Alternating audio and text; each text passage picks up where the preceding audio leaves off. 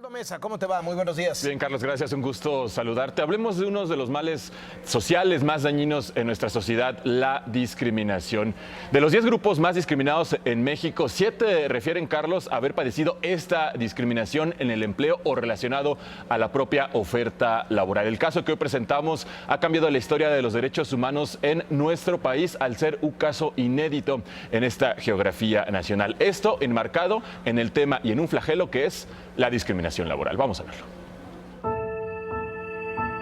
Son cuestiones que van en contra de la dignidad humana. Obstáculos que hay para que las personas puedan acceder al empleo. Seguimos viendo mucha discriminación laboral.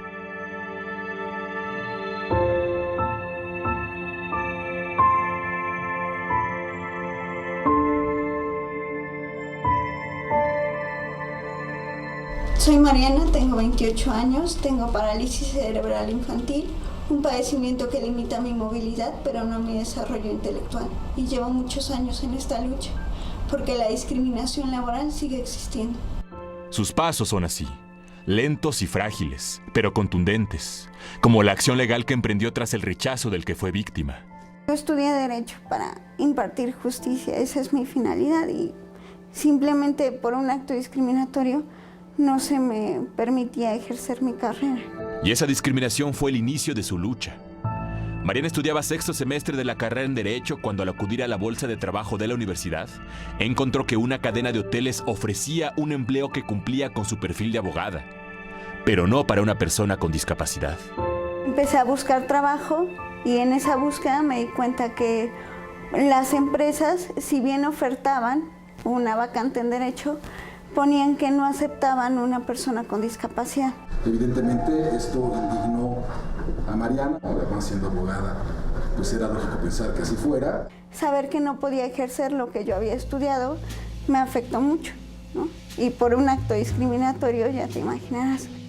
Ante esa situación que no es aislada, Mariana inició lo que hasta el día de hoy ha sido un camino legal largo. La primera instancia fue el Consejo Nacional para Prevenir la Discriminación, donde se intentó conciliar esa situación. No obstante, Mariana iniciaba al mismo tiempo una demanda legal contra la empresa hotelera. La mayoría de los obstáculos que existen son por parte de empresas privadas, poniendo restricciones u obstáculos que no son razonables. ¿Qué buscabas con esa demanda? Que se dijera en una sentencia que aún siendo una empresa de carácter privado, no podían discriminar. El juez en esa primera demanda consideró que Mariana no tenía razón. ¿Cuál fue el motivo? Que ella no había sido rechazada del empleo por no haberlo solicitado. Pero solamente el publicar algo que contenga un aspecto discriminatorio es discriminatorio per se, ¿no?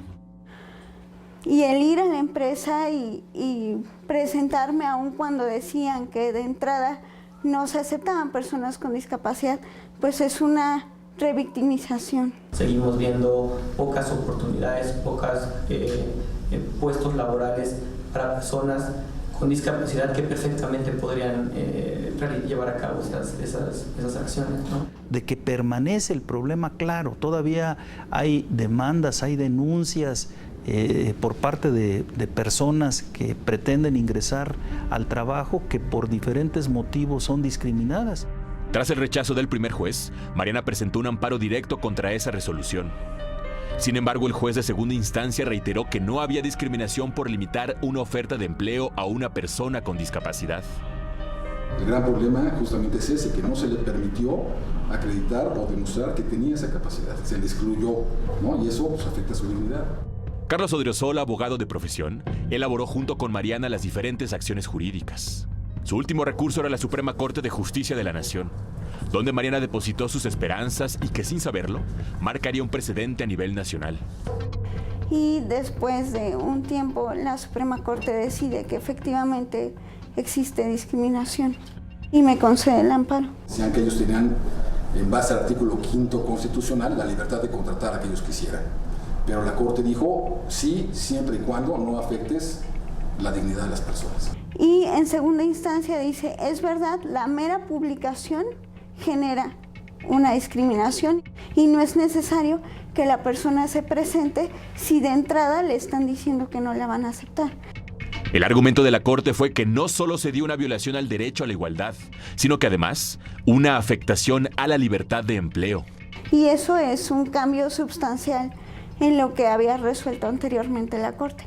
¿Por qué? Porque la discriminación como tal pues se efectúa desde el primer momento, en este caso desde una publicación que es discriminatoria por sí misma. Pues está ajustada impecablemente esta resolución a lo que el artículo 2 de la Ley Federal del Trabajo establece, ¿no?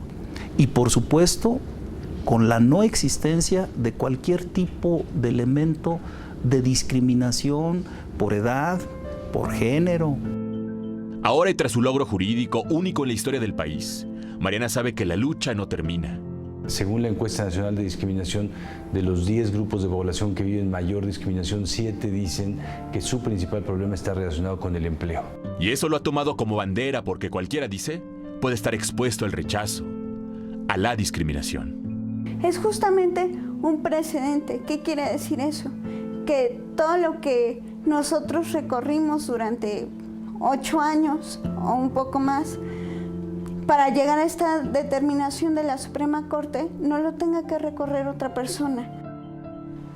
Así las cosas, Carlos. El caso de Mariana ha hecho que la propia Suprema Corte de Justicia de la Nación declare inconstitucional limitar cualquier oferta de empleo a una persona con discapacidad.